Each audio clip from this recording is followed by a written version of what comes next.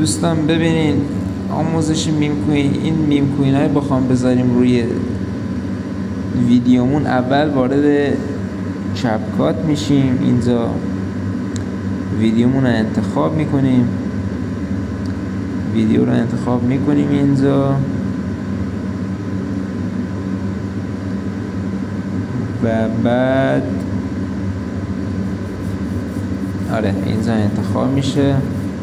حالا یه فیلمی که خودتون دوست داریم و بعد از بخش به اضافهش همین کنار این کنار هست سمت راست، اول فیلم رو تنظیم کنین، برش بزنین و از این بخش از این بخش فلش زدم میم رو انتخاب کنین. میمی چی میخوایم بذارین روی ویدیوتون. اینجا میم رو انتخاب میکنیم، میم میاد روی ویدیو. الان باید میمو بیاریم پایین و بچسبونیم به ویدیو.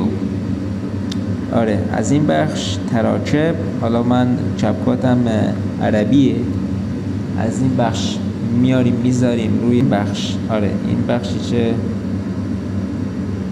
نوشته اراتل الخلیفه، روی خود میم اون دایره رو میچشیم پایین به سمت ویدیو.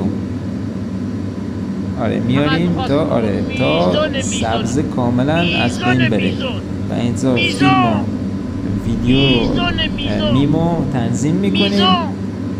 میتونی حالا برش هم بزنید چقدر